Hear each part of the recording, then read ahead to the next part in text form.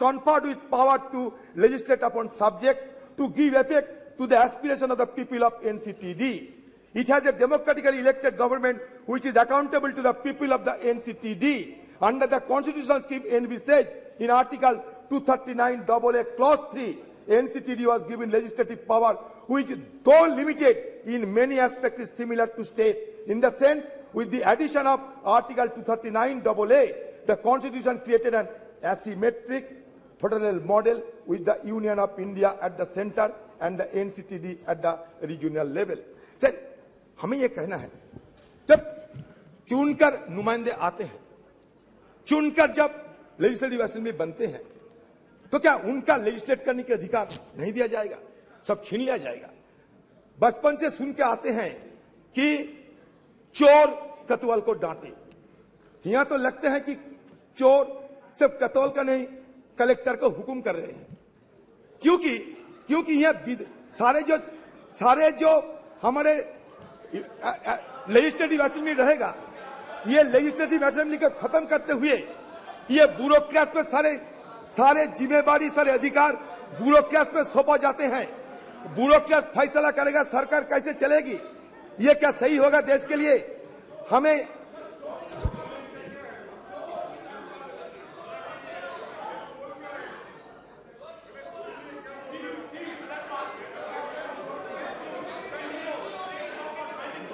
Sir, जहां आपको गलत लगे छांट दीजिएगा, कोई हर्ज नहीं। मैंने कहा कि कहावत की तरह, ये कहावत है, मैं अपनी बात नहीं।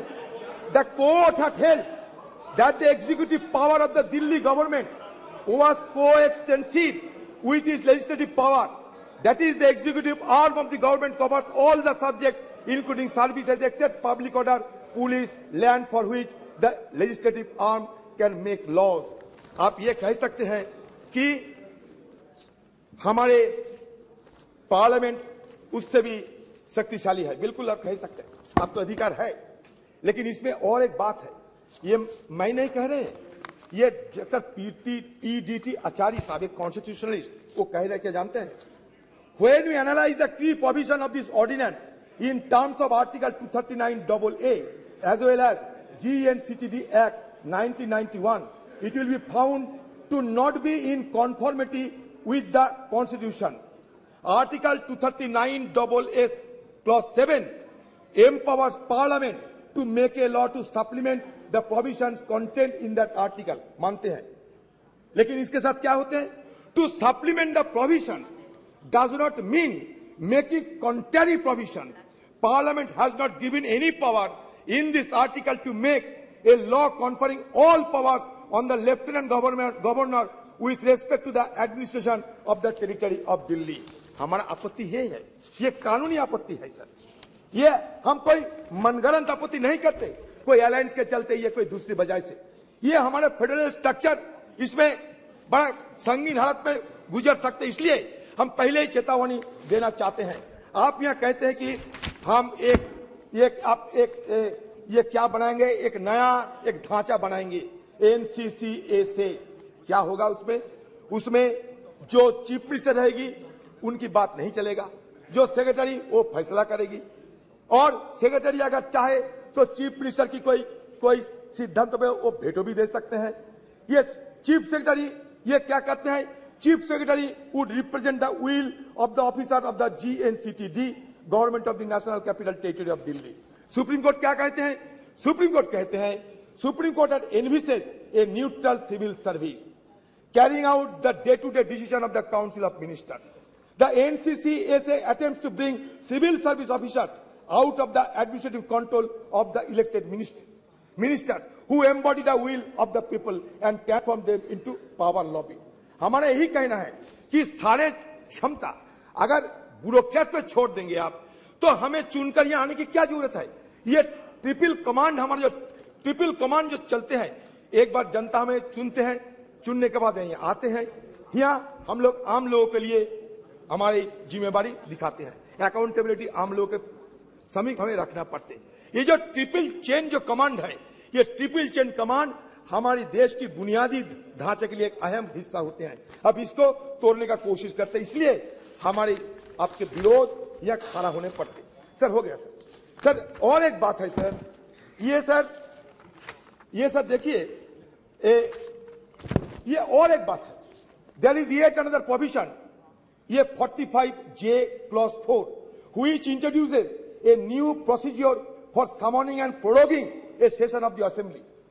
Under the present constitutional system, the decision to convene a session of the legislature is taken by the cabinet. यहाँ भी ऐसा होते हैं, आप फैसला करते हैं कब सदन चलेगा या नहीं।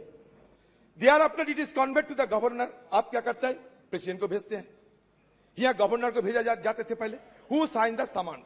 This is the practice followed in all countries where the parliamentary system of government exists. But a strange and inscrutable procedure has been introduced by this ordinance. Under this new procedure, the proposal for convening the assembly shall be submitted to the chief secretary, to the lieutenant governor and the chief minister for their opinion before issuing this summons. आपने कभी ऐसा मानेंगे यहाँ? अगर हम नहीं तय करेंगे या हमारे नौकर साहब ने तय करेंगे, ये हम मानेंगे? अब बताइए, दिल्ली में बहुत सारे सेवा ये सूबे की सरकार देते थे, ये हमें सोचना पड़ेगा कि हर सूबे की सरकार की अपने अपने क्षेत्र में कोई सेवा देना जरूरी होते हैं। जैसे कि दिल्ली के लोगों के लिए काम करने वाले 50 से अधिक संस्थाएं इस एक व्यापक प्रावधान से प्रभावित होंगे इस ऑर्डिनेंस के चलते। इनका नियंत्रण दिल्ली के लोगों से लेकर केंद्र के पास चले जाएगा। ये संस्थाएं दिल्ली के यातायात, परिवहन, जल और बिजली आपूर्ति जैसे विभिन्न क्षेत्रों में काम करती है, जिसमें दिल्ली ट्रांसपोर्ट कॉर्पोरेशन, दिल्ली जल board, Delhi state industrial development corporation, Delhi women commission, Delhi electricity regulatory board सहित कोई महत्वपूर्ण संस्थाएं शामिल है। इन सभी संस्थाओं के विशेष रूप से राष्ट्रीय राजधानी दिल्ली के मतदाताओं के जरूरत के पूरा करने के लिए गठित किया गया है और यह दिल्ली का जनता की रोजमर्रा की जीवन की प्रभावित करती है। इस संस्थाएं राष्ट्रीय राजधानी दिल्ली द्वारा वित्त पोषित है। सिविल सर्विस के बाद ये संस्थाएं दिल्ली में प्रशासनिक कार्य करते हैं और प्रशासन का केंद्र है। इस प्रावधान के तहत सबसे बड़ी मनमानी ये की गई है कि इन सभी संस्थाओं के लिए बजट दिल्ली विधानसभा और दिल्ली से पारित किया जाएगा, मगर इनमें नियुक्तियां केंद्रीय राजनीतिक अधिकारियों द्वारा किया जाएगा। तो ये मनमानी तरीके से इस तरीके की बिल मत लाया करो, एक ब्यूरोक्रेट पे सारे जिम्मेवारी मत छोड़ो, क्योंकि हमारे हिंदुस्तान में एक चेक्स एंड बैलेंस होते हैं। ये चेक्स एंड बैलेंस को मत तोड़ो। अगर चेक्स एंड बैलेंस टूट जाएगा तो हिंदुस्तान नामक जो देश है इसके लिए बड़ा खतरा पैदा होगी। इसलिए कहते हैं आप भगवान आपको ज्यादा ज्ञान दे, आपको ज्यादा बुद्धि दे और ये आप प्रत्याहार करें। सर, मैं मेरे मित्र मान्य अधीर रंजन जी से सिर्फ इतना पूछना चाहता हूं कि इनके पंजाब के माननीय सदस्य बिट्टू जी बैठे हैं, मनीष जी बैठे हैं, अमर सिंह जी बैठे हैं, इनके दिल्ली के नेता संदीप दीक्षित जी रोज बयान पे बयान दे रहे हैं, तो इनका क्या मत है इसके विषय में?